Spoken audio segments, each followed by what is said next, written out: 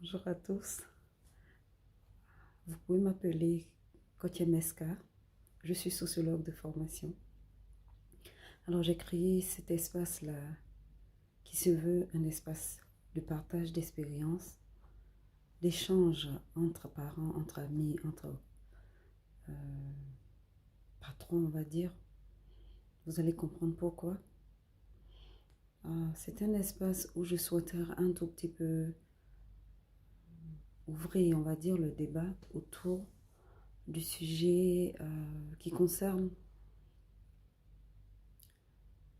cette catégorie de personnes que nous appelons abusivement les boys, les bonnes, les gardiens, bon, quand on veut bien faire poliment, on dit les vigiles, on dit les domestiques, on dit le personnel de maison.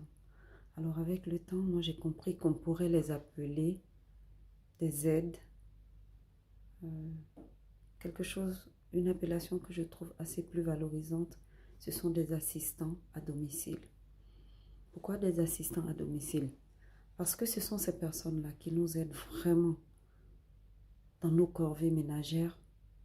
Pour nous qui sommes des femmes, qui travaillons, ce n'est pas du tout évident de tenir le foyer, s'occuper des enfants, s'occuper de la cuisine, s'occuper de tout ce qu'il y a comme corvée à la maison. Je dis corvée parce que parfois ce n'est pas du tout facile. Alors moi, qu'est-ce que je voudrais partager avec vous? C'est mon expérience que je trouve assez merveilleuse, que je trouve assez belle à raconter en tout cas. Parce que j'ai eu la grâce de rencontrer plusieurs jeunes filles comme ça. Et franchement, la dernière en date, elle mérite que je lui rende. On va pas dire... oui, c'est vraiment un hommage que je souhaiterais lui rendre. Parce qu'aujourd'hui, si je fais bien les calculs, ça fait à peu près 12 ans que je partage en tout cas cette belle expérience humaine avec elle. C'est une jeune fille qui est rentrée dans ma vie toute petite et on s'est construit un chemin de vie où nous nous sommes formés mutuellement. Parce que j'ai appris avec elle la patience, ce qu'on pourrait appeler aussi le coaching, un accompagnement sincèrement humain. Parce que je suis partie de l'idée que c'est l'enfant de quelqu'un. Moi, j'ai eu la grâce d'être dans des conditions où je peux recourir à ces services, moyennant bien entendu quelque chose, de l'argent s'entend. Et donc cette jeune fille, on a partagé vraiment beaucoup de choses ensemble. Ce qui est encore intéressant, c'est qu'on continue de partager encore des choses merveilleuses ensemble. Pour ouvrir un peu cet espace-là, je voudrais partir d'une toute petite histoire pour faire un peu la phase introductive de cette chaîne que je veux vraiment enrichir par vos expériences aussi, par vos témoignages et bien entendu si vous aimez ce que je vais dire, si vous appréciez sincèrement et que vous voulez voir aussi autour de vous ce que ça peut apporter aux autres, à vous-même. J'espère qu'en tout cas, ça aidera à améliorer, on va dire, le relationnel entre la patronne que nous sommes, là je parle pour les femmes, et puis notre personnel de maison. Je tiens à retenir quand même nos assistants à domicile. Alors la première petite histoire que je souhaiterais partager aujourd'hui, vous pouvez croire que il m'est arrivé à moi, en tant que patronne, de célébrer l'anniversaire de mon assistante à domicile. Pourquoi? Parce que tous les enfants avec qui, à l'époque, j'en avais plusieurs, des filles, des garçons, à la maison, et on essayait ensemble comme cela, parce qu'il y avait du temps quand même qui nous le permettait, de célébrer à chaque fois qu'il était possible l'anniversaire de l'un ou l'autre.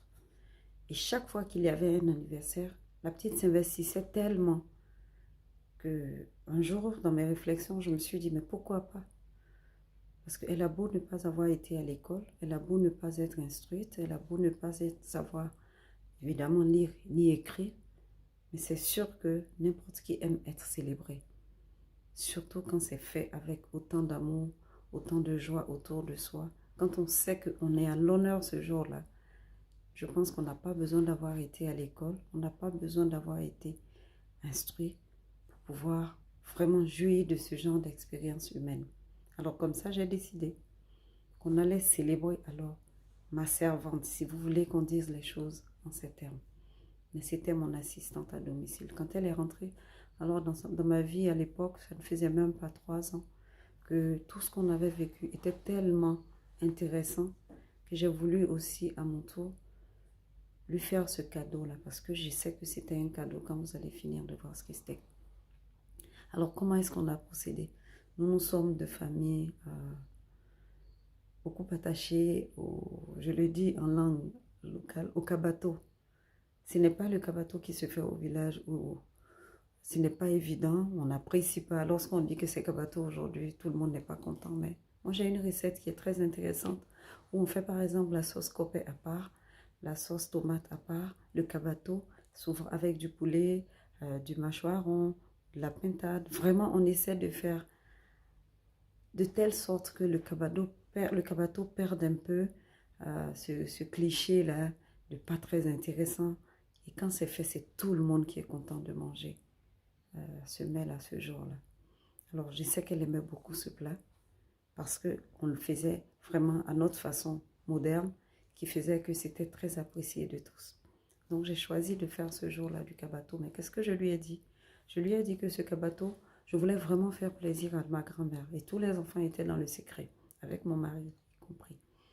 Et donc, on a fait à manger. Elle-même, elle s'est occupée vraiment comme d'habitude. On a tout préparé. Quand c'est fini, je devais être autour de 19h, 19h30. Donc, je lui ai demandé de s'apprêter, franchement, qu'elle s'habille, parce que je voulais qu'elle fasse vraiment cette surprise-là à ma grand-mère. Il fallait qu'elle s'habille correctement, elle était bien coiffée, tout ça, bon, pas parfumée, mais en tout cas assez chic pour pouvoir sortir. Et donc, j'ai fait le plat dans une petite glacière où il y avait la sauce tomate, le poulet et puis le kabato. En tout cas, c'était à 3 niveaux, une glacière à 3 niveaux qu'elle a transportée. Et donc, je lui ai demandé d'aller remettre cela à ma grand-mère qui était vraiment à une distance un peu plus éloignée de chez nous. Et donc, qu'en y allant, qu'est-ce qu'on avait prévu? Il y avait un gâteau qui était prévu parce que c'était vraiment ce qu'on pourrait appeler, dans elle en tout cas, sa vie qu'elle a connue, un incroyable anniversaire. Vous imaginez un peu, un incroyable anniversaire pour domestique, un incroyable anniversaire pour mon assistante à domicile. Et donc, quand on a fini le repas et elle devait partir, le gâteau était déjà prêt. Donc, tout le monde avait réussi, en tout cas, à lui trouver un petit cadeau, ça et là. Et donc, elle est sortie. Et quand elle est sortie, elle avait vraiment parcouru une petite distance de quelques mètres. On a positionné le gâteau rapidement avec la participation et, comment dire ça, la complicité des jeunes à la maison. On a déposé le gâteau, y compris mon mari qui a participé en tout cas au jeu. On a déposé le gâteau au salon. Et à quelques mètres, j'ai demandé aux enfants d'aller l'appeler, comme quoi j'avais oublié de lui donner un petit détail concernant le repas qu'elle emmenait. Et donc, elle est revenue, on a tout éteint dans la maison, comme vous pouvez vous imaginer. Et quand elle est revenue, elle dit, mais pourquoi il n'y a pas de lumière? Pourtant, il y a de la lumière chez les autres. Bon, vous voyez un peu la suite. Et donc, on a allumé, tout le monde a crié dans la maison, joyeux anniversaire. Et franchement, c'était tellement émouvant que c'est quelque chose que personne ne pourrait oublier. Elle s'est mise à pleurer comme si elle se croyait à des funérailles, comme si elle avait perdu un parent. À pleurer à chaudes larmes parce que la surprise était incroyable pour elle. Puis on lui a dit de venir souffler le gâteau. Mais la bougie était en train de finir parce qu'elle n'y croyait pas. Comment venir souffler ce gâteau qu'elle a toujours accompagné les autres, souffler, pardon, cette bougie qu'elle a toujours accompagné les autres à souffler. Elle a fini par se calmer. Je crois qu'on a dû même rallumer la bougie. Non, non, non, on n'a pas rallumé. Elle est venue juste. Vraiment, c'était assez avancé et elle a soufflé la bougie. Mais pour manger, ça a été très difficile. Elle a perdu l'appétit. L'émotion était tellement forte qu'elle s'est mise dans son coin, toute bizarre, avec les yeux enflés. Elle n'en revenait pas. Elle avait du mal à savourer l'instant, mais c'était très difficile. Après, elle s'est mise encore à revenir avec de gros sanglots. Tanti, mais c'est pas possible. Mes parents ne savent même pas quand est-ce que je suis née. Ils ne peuvent même pas me donner la date de ma naissance. Toi, tu m'as fait des papiers Aujourd'hui, j'ai une carte d'identité. Bon, à l'époque, c'était l'attestation d'identité. Et avec tout ça, tu me traites bien. Et aujourd'hui, moi, tu me donnes ce cadeau. Tu me célèbres mon anniversaire. Vraiment, il faut que Dieu te bénisse. Tout cela, on n'avait pas encore mangé parce qu'on attendait qu'elle se décide.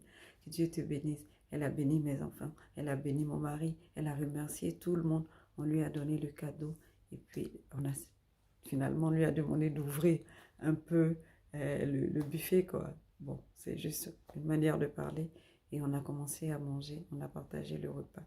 Mais c'est resté une expérience, même pour moi, qui ai fait le cadeau avec la famille. On était tous très, très, très contents d'avoir fait cette surprise-là à la petite. Ne croyez pas que c'est quelque chose qu'on a continuellement renouvelé et tout. Mais j'ai pensé qu'il valait la peine quand même qu'elle connaisse cette joie-là, ces émotions qu'on peut avoir aussi quand on est célébré, que ce soit pour un anniversaire ou pour tout autre événement. Tout le monde aime bien être célébré. C'est vraiment cette expérience que je voudrais partager, j'aurais voulu partager avec vous. Et j'espère que vous allez apprécier cette histoire.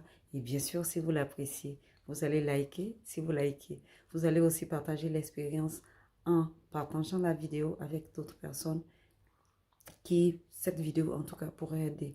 Je ne m'arrête pas là. Je veux juste que cette histoire-là, la petite que je viens de raconter, soit l'introduction. Il y a tellement, tellement de choses encore que je voudrais partager avec vous. Bien entendu, ce n'est pas un espace qui m'appartient à moi seule.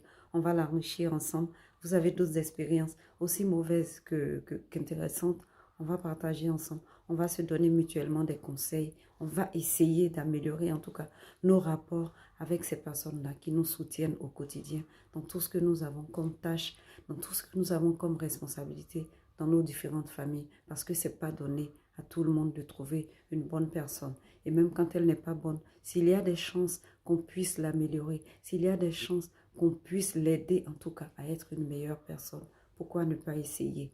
Pourquoi ne pas essayer vraiment de comprendre? Pourquoi ne pas essayer d'aider l'autre à changer, d'aider l'autre à avoir une meilleure vie? Surtout quand on a la chance d'en avoir une grâce à ces personnes-là. Donc voici un peu ce que j'avais souhaité partager avec vous. Je vous remercie. J'espère que vous l'avez aimé. Et toutes les petites imperfections que vous verrez à cette vidéo, je vous demande pardon. Ne m'en tenez pas rigueur. C'est la toute première fois. Et j'espère qu'au fil des vidéos, les choses vont s'améliorer. Et c'est tout ce qu'on cherche. Au final, tout ce qu'on souhaiterait, c'est qu'on parvienne vraiment à un monde meilleur par notre contribution. Et voilà. Merci à tous et bonne journée.